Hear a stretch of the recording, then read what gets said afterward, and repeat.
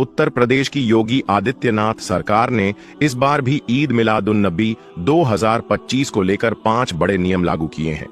इन नियमों का पालन करना हर मुसलमान के लिए जरूरी है। तो चलिए दोस्तों, बिना वक्त जाया किए जानते हैं वो 5 बड़े नियम जिन पर हर हाल में अमल करना होगा। नंबर 1, सड़क पर नमाज और जुलूस नहीं। दोस्तों, पहला और सबसे अहम नियम यह है कि अब सड़क पर नमाज पढ़ने की इजाजत नहीं होगी। नमाज सिर्फ और सिर्फ मस्जिदों और तयशुदा स्थानों पर ही अदा की जाएगी, क्योंकि सरकार का कहना है कि सड़कें आम जनता की है, वहां ट्रैफिक भी चलता है और आम लोग भी आते जाते हैं। अगर वहां नमाज पढ़ी जाएगी या जुलूस निकाला जाएगा तो यातायात प्रभावित होगा और विवाद की गुंजाइश बढ़ जाएगी। अब आप सोच रहे होंगे कि ईद मिलादुन्नबी तो जुलूस का नाम ही है।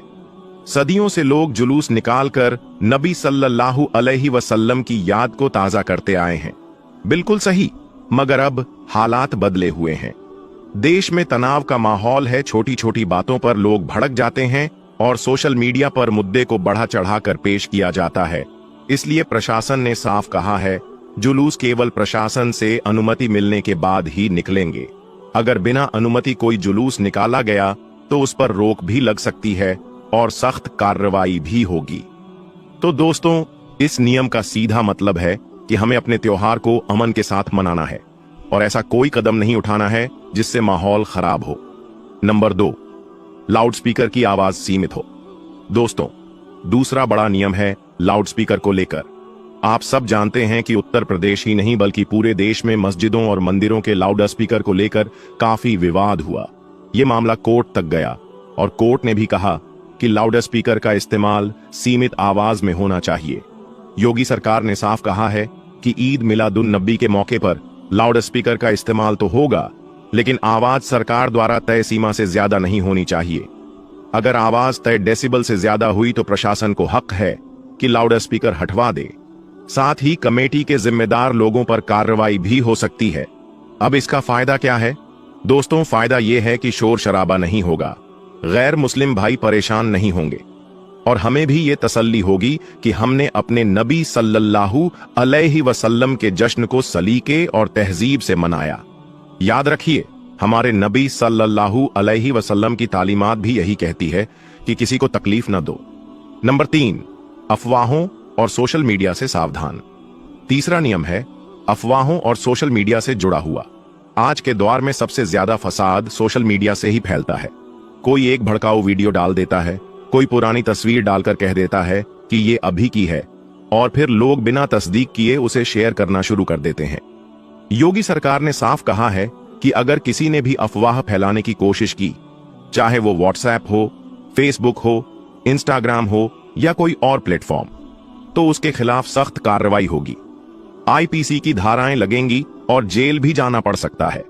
दोस्तों, ये नियम हमारे लिए बहुत जरूरी है, क्योंकि अगर हमने बिना सोचे समझे कोई वीडियो शेयर कर दिया और उसकी वजह से दंगा फसाद हो गया तो नुकसान सिर्फ हमारा ही होगा। इसलिए इस बार ईद मिलादुन्नबी पर हमें यह ध्यान रखना है कि न तो कोई अफवाह फैलानी है और ना ही किसी अफवाह का हिस्सा बनना है। नंबर 4, भीड़ भाड़ और हंगामे से परहेज। दोस्तों, चौथा बड़ा नियम है भीड़ और हंगामे से बचने का। अक्सर त्योहारों पर देखा जाता है कि लोग इबादत के बाद बेवजह बाजारों में घूमने निकल जाते हैं। युवा वर्ग मोटरसाइकिलों पर ग्रुप बनाकर शोर मचाते हैं, हंगामा करते हैं और ट्रैफिक जाम कर देते हैं। इस बार प्रशासन ने साफ कह दिया है कि अगर किसी ने भी इस तरह की हरकत की तो उस पर नजर रखी जाएगी और कार्रवाई होगी। दोस्तों, ये नियम भी हमारे लिए ही है, क्योंकि अगर हम खुद सलीके से रहेंगे तो कोई उंगली उठाने वाला नहीं होगा। याद रखिए, हमारी छोटी सी गलती पूरी मुस्लिम कम्युनिटी की बदनामी का सबब बन सकती है। इसलिए ईद मिलादुन्नबी का जश्न मस्जिदों, दुरूद व सलाम और सीरतुन्नबी के प्रोग्राम तक ही सीमित रखें। बाजारों में हंगामा करना या सड़कों पर भीड़ लगाना किसी भी लिहाज से सही नहीं है। नंबर 5, अमन व चैन बिगाड़ने वालों पर सख्त कार्रवाई। दोस्तों, 5वां और आखिरी नियम है कि अगर कोई भी शख्स इस मौके पर अमन व चैन बिगाड़ने की कोशिश करता है, किसी को भड़काने की कोशिश करता है या माहौल खराब करता है, तो उस पर सबसे सख्त कार्रवाई होगी। योगी सरकार ने पुलिस और प्रशासन को अलर्ट पर रखा है। चप्पे चप्पे पर पुलिस की तैनाती होगी और निगरानी रखी जाएगी ताकि कोई भी शरारती तत्व माहौल को खराब ना कर सके। तो दोस्तों, इस नियम का सीधा मतलब यह है कि हमें हर हाल में शांति बनाए रखनी है। अगर कोई भड़काने की कोशिश करे तो उसका साथ देने के बजाय तुरंत प्रशासन को खबर करनी है। दोस्तों, अब आप देख ही रहे हैं कि ये 5 नियम हमारे खिलाफ नहीं बल्कि हमारे फायदे के लिए बनाए गए हैं ताकि ईद मिलादुन्नबी का जश्न पूरी शांति, अमन और मोहब्बत के साथ मनाया जा सके। याद रखिए, ईद मिलादुन्नबी का असली पैगाम यही है कि हम अपने नबी सल्लल्लाहु अलैहि वसल्लम की सीरत पर चलें। नबी सल्लल्लाहु अलैहि वसल्लम ने हमेशा अमन, भाईचारा और मोहब्बत का पैगाम दिया, तो हमें भी उसी पैगाम को दुनिया के सामने पेश करना है। इसलिए दोस्तों, आप सभी से गुजारिश है कि इस बार ईद मिलादुन्नबी 2025 को तहजीब और अमन के साथ मनाइए। सरकार के इन 5 नियमों का पूरा पूरा ख्याल रखिए ताकि हमारे नबी सल्लल्लाहु अलैहि वसल्लम के जश्न को देखकर लोग यही कहें, सचमुच मुसलमान अमन और मोहब्बत के पैरोकार हैं। दोस्तों, कुछ ही दिनों के बाद यानी कि 5 सितंबर 2025 जुमा के दिन इंशाअल्लाह ईद मिलादुन्नबी का त्योहार मनाया जाएगा। इसलिए सबसे पहले तो आप सभी को हमारी तरफ से ईद मिलादुन्नबी की बहुत बहुत मुबारकबाद।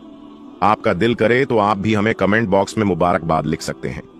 याद रखें, 12 रब्बीउल अव्वल का दिन इस्लाम में बहुत ही ज्यादा खास दिन है, क्योंकि इस दिन अल्लाह पाक ने अपने प्यारे महबूब हजरत मोहम्मद सल्लल्लाहु अलैहि वसल्लम को पैदा फरमाया था। यानी कि 12 रब्बीउल अव्वल का दिन हमारे प्यारे नबी की पैदाइश का दिन है। इसलिए ईद मिलादुन्नबी का त्योहार हमारे यहाँ पर यानी कि भारत, पाकिस्तान और बांग्लादेश में बड़ी धूमधाम के साथ मनाया जाता है। मगर अब सवाल ये उठता है कि जिस देश से इस्लाम धर्म की शुरुआत हुई थी यानी कि सऊदी अरब में ईद मिलादुन्नबी का त्योहार किस तरह से मनाया जाता है, यानी कि जिस तरह से हमारे यहाँ पर ईद मिलादुन्नबी का जुलूस निकाला जाता है, क्या इसी तरह से सऊदी अरब में भी ईद मिलादुन्नबी का जुलूस निकाला जाता है या फिर सऊदी अरब में इसे मनाने का तरीका कुछ और है?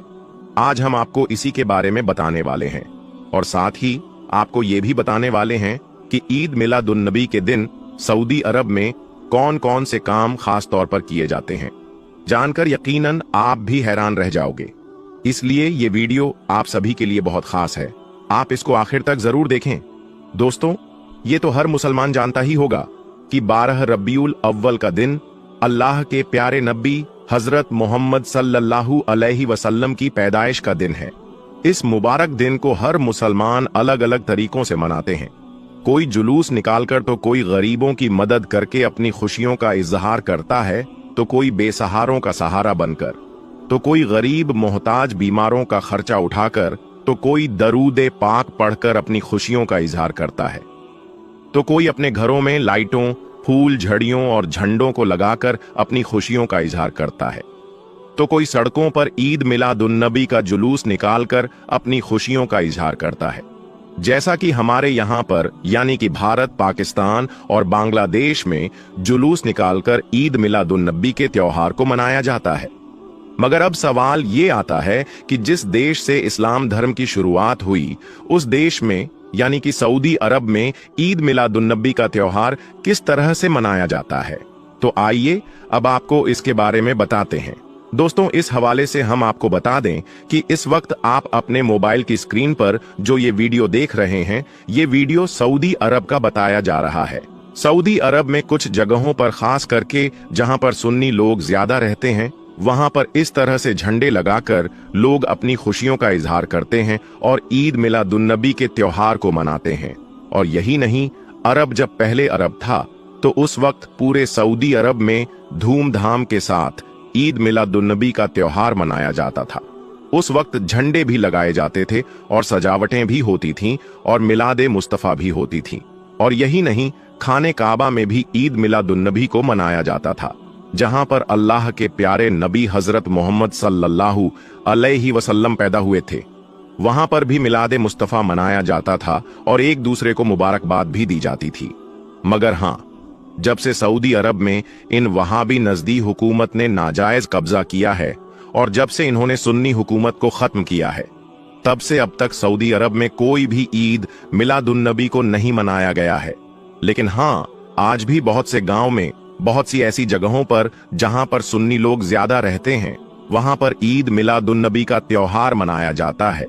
मगर इसके साथ ही आप इस बात को भी याद रखें कि सऊदी अरब के कानून के मुताबिक आप वहां पर किसी भी तरह का कोई जुलूस नहीं निकाल सकते हो और ना ही किसी किस्म का कोई अलम उठा सकते हो। मैं आपको बता दूं कि इससे पहले मैं खुद सऊदी अरब में 6 सालों तक काम कर चुका हूं। मैंने यहां पर कभी भी कोई जुलूस निकलते हुए नहीं देखा है। यहां पर कुछ पता ही नहीं चलता है कि कब रब्बीउल अव्वल का महीना शुरू हो गया और कब खत्म हो गया। हमारे यहाँ की तरह सऊदी अरब में 12 रब्बीउल अव्वल के दिन ना ही किसी तरह का कोई जुलूस निकाला जाता है और ना ही ईद मिलादुन्नबी का त्योहार मनाया जाता है। लेकिन हाँ, मैंने सऊदी अरब में ये जरूर देखा है कि यहाँ पर कुछ मस्जिदें हैं, कुछ ऐसी जगह जरूर हैं जहाँ पर 12 रब्बीउल अव्वल के दिन खास प्रोग्राम रखे जाते हैं, जिनमें अल्लाह के प्यारे नबी हजरत मोहम्मद सल्लल्लाहु अलैहि वसल्लम की जीवनी यानी कि सीरतुन नबी पर बयान किए जाते हैं। आपके उपदेश, आपकी शिक्षाओं पर चर्चा की जाती है और कुरान पाक की तिलावत और दुआएं की जाती है। सऊदी अरब में ईद मिलादुन्नबी को त्योहार के रूप में मनाने के बजाय धार्मिक चिंतन और अल्लाह के प्यारे नबी की शान को बयान करने का अवसर माना जाता है। सऊदी अरब में ज्यादातर लोग वहाबी विचारधारा के हैं। इस वजह से यहाँ के लोग ईद मिलादुन्नबी के त्योहार को मनाने से बचते हैं, क्योंकि वो इसे बिद्दत मानते हैं। इस वजह से सऊदी अरब के लोग ईद मिलादुन्नबी को ना ही मनाते हैं और ना ही यहाँ पर किसी तरह का कोई जुलूस या सजावट देखी जाती है। मगर इसके अलावा सऊदी अरब में कुछ लोग ऐसे जरूर हैं, कुछ जगह ऐसी जरूर हैं जहां पर निजी तौर पर लोग अपने अपने घरों पर झंडा लगाते हैं और अपने घर, परिवार और दोस्तों के साथ में इकट्ठा होकर अल्लाह के प्यारे नबी की शान को बयान करते हैं, सदका और खैरात करते हैं और जरूरतमंदों की मदद भी करते हैं। मगर याद रखें, ये लोग भी सऊदी अरब में गैर कानूनी तरीके से ऐसा करते हैं। अगर सऊदी अरब में कोई इस तरह से करता हुआ पकड़ा जाता है तो उस पर सख्त कार्रवाई होती है, क्योंकि ऐसा करना सऊदी अरब के कानून के बिल्कुल खिलाफ है। वैसे सऊदी अरब में ईद मिलादुन्नबी का त्योहार नहीं मनाया जाता है और ना ही यहाँ पर कोई किसी तरह का कोई जुलूस निकाला जाता है।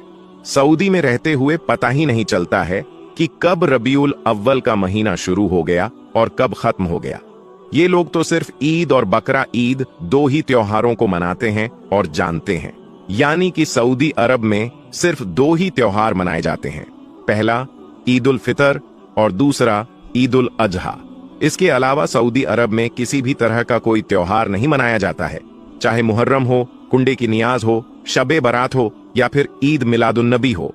सऊदी अरब में ईद और बकरा ईद के अलावा तीसरा कोई भी त्योहार नहीं मनाया जाता है। दोस्तों, अब आप ही बताएं कि इसमें आपकी क्या राय है, इस बात को आप किस तरह से देखते हैं? ईद मिलादुन्नबी के त्योहार को मनाना चाहिए या नहीं? आप इस बारे में अपनी कीमती राय कमेंट बॉक्स में जरूर दें, क्योंकि हमारे यहाँ पर यानी कि भारत, पाकिस्तान और बांग्लादेश में ईद मिलादुन्नबी के त्योहार को बड़ी ही धूमधाम के साथ में मनाया जाता है और जगह जगह पर झंडे लगाए जाते हैं, जिससे अल्लाह के प्यारे नबी की याद ताजा हो जाती है। ऐसा करने से हमारी जो आने वाली नस्लें हैं, हमारे जो बच्चे हैं, वो इस बात को अच्छी तरह से जान जाते हैं कि हजरत मोहम्मद सल्लल्लाहु अलैहि वसल्लम कौन थे, आपका मर्तबा क्या था और आपकी तालीम क्या है और किस तरह से आपने पूरी दुनिया में इस्लाम को फैलाया है। यही वजह है कि हमारे यहाँ पर यानी कि भारत और पाकिस्तान में जैसे ही रब्बीउल अव्वल का महीना शुरू होता है तो बच्चे बच्चे की जुबान पर अल्लाह के प्यारे नबी का नाम आ जाता है। मगर सऊदी अरब में ऐसा कुछ भी नहीं है, क्योंकि सऊदी अरब में ना ही ईद मिलादुन्नबी का त्योहार मनाया जाता है और ना ही यहां पर किसी तरह की कोई मजलिस सजाई जाती है।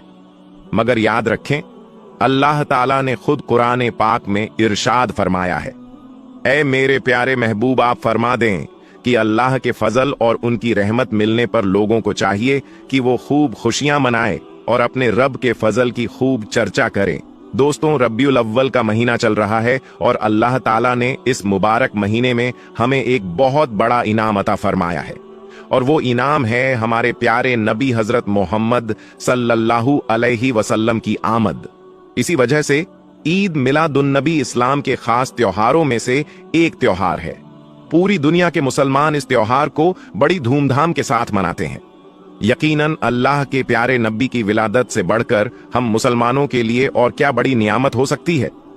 याद रखें, इस दिन अल्लाह के प्यारे नबी हजरत मोहम्मद सल्लल्लाहु अलैहि वसल्लम की विलादत हुई थी, यानी कि आपकी पैदाइश हुई थी। 12 रब्बियुल अव्वल यानी कि 20 अप्रैल 571 ईस्वी को अल्लाह के प्यारे नबी इस दुनिया में तशरीफ लाए थे। इसलिए इस मुबारक दिन को हर मुसलमान अलग अलग तरीकों से मनाते हैं। कोई गरीबों की मदद करके अपनी खुशियों का इजहार करता है, तो कोई बेसहारों का सहारा बनकर, तो कोई गरीब मोहताज बीमारों का खर्चा उठाकर, तो कोई दरूदो पाक पढ़कर अपनी खुशियों का इजहार करता है, तो कोई अपने घरों पर लाइटों, फूल जड़ियों और झंडों को लगाकर अपनी खुशियों का इजहार करता है, तो कोई। आप ये इस्लामिक प्रोग्राम निज़ामे हक प्रोडक्शन की जानिब से देख रहे हैं। आप हमारे चैनल को सब्सक्राइब करें, वीडियो को शेयर, लाइक और कमेंट करें।